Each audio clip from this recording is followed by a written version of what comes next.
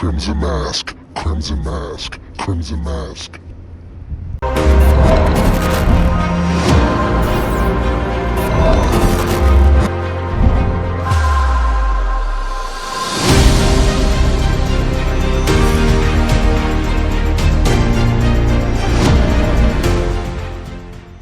What is going on? This is the Young Lion Ty talking about NXT.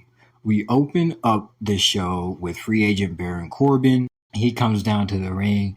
He's doing his Baron Corbin thing, talking a little bit too much with his 10-cent mic skills. He needs to go ahead and zip it and become the lone wolf where he just doesn't talk and just lets his actions speak for themselves. Trick Williams also comes out and he's all like, I'm going to beat the hell out of Baron Corbin right now. He's pushing Corbin around. That sets up for a match later on tonight. And my question is, why is Ilya Dragunov still in NXT? Why is he still in NXT? Ilya Dragunov does not need to be in NXT. He needs to hurry up and go to the main roster and be with Imperium. He needs to be dominant with Imperium. There's nothing for him on NXT right now but to beat up Baron Corbin, and that'd be done with that. Moving on to the first match, it is Schism versus the Creeds and Ivy Nile in a 6-person tag match, which that match was a very good match, very on the edge of your seat match, in my opinion. The Creed strength is crazy.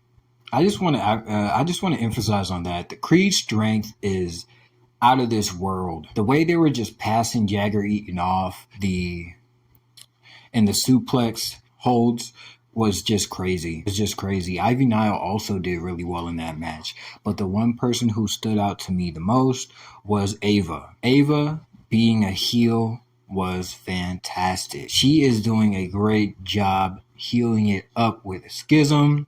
She headbutts Ivy Nile with the mask and gets the win with the pinfall. We go to commercial, we come back, and we see Braun Breaker just beating up. He's just beating up Ilya Dragunov. Why are you beating up Ilya? Because Braun wants to show you that intensity. Ilya wanted intensity.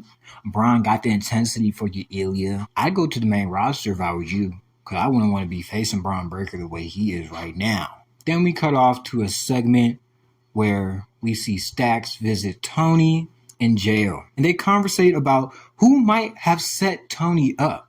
Who got Tony D'Angelo put in prison? Who got him put in prison? Stacks is going on about how it could have been Gallus, Legado del Fantasma, this one, that one.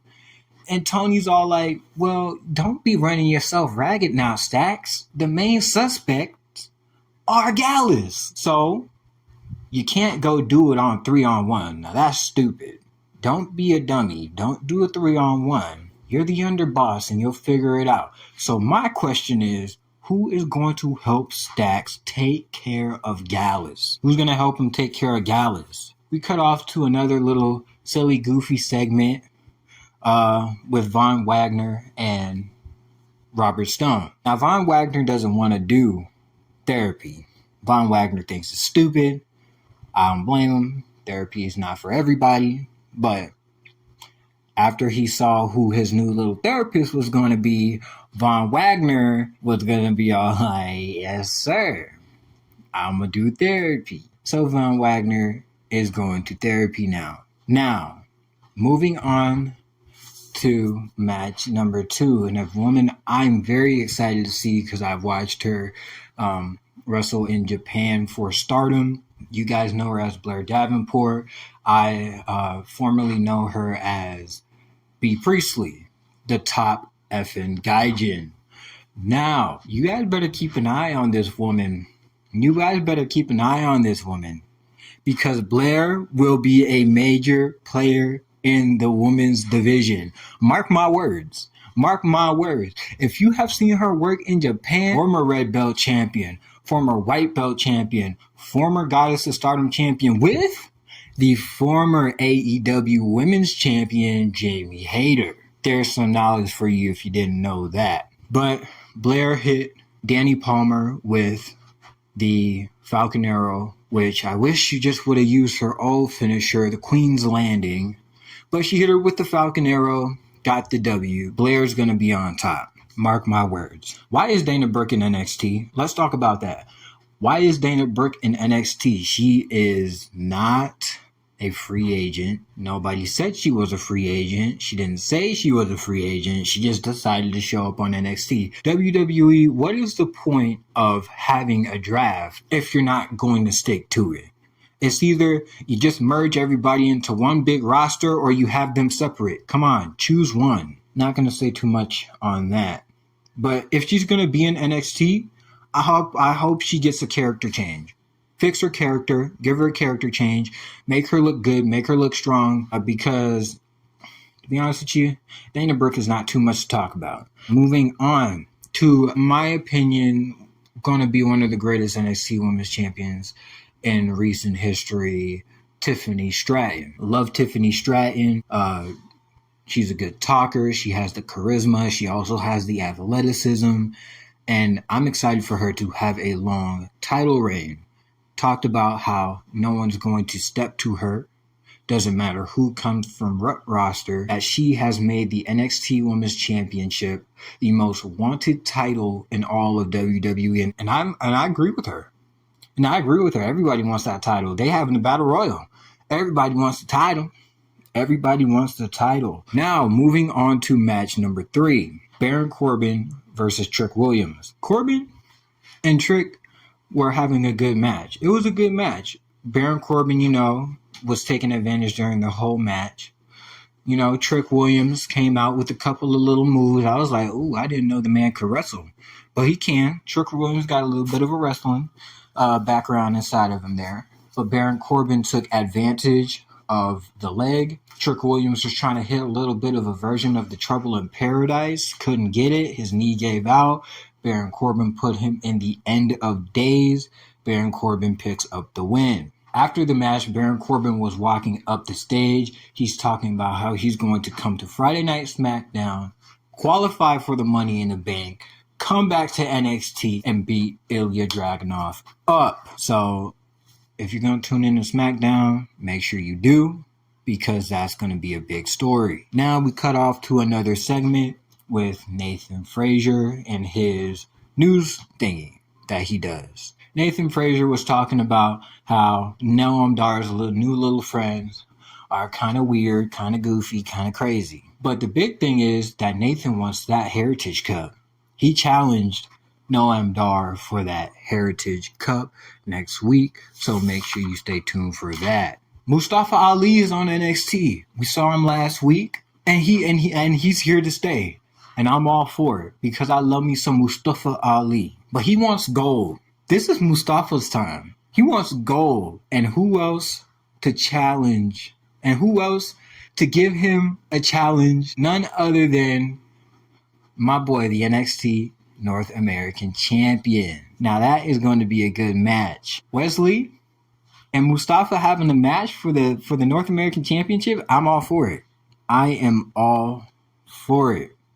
The next match, of course, Mustafa Ali versus Joe Gacy. That was a good match. Mustafa Ali picks up the win with a 450 splash.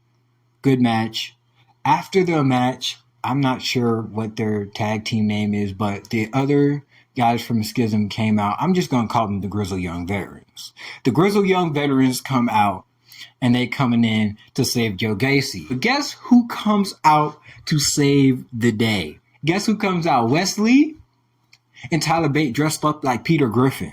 Tyler Bate was dressed up as Peter Griffin. That's what everybody's talking about right now. He wore the white shirt, the green pants, but his shoes just weren't brown. But coming out, I think that is going to set up for a 6-man tag next week. Don't quote me on that, but hopefully that happens. We cut off to another segment with the Cowboys and Fallon talking, chit-chatting. Other tag teams are coming in. Fallon, she walks off to get ready for her Battle Royal match. Gallus pretty much comes up to the last 2 guys that are standing there and says, hey, we're the best tag team.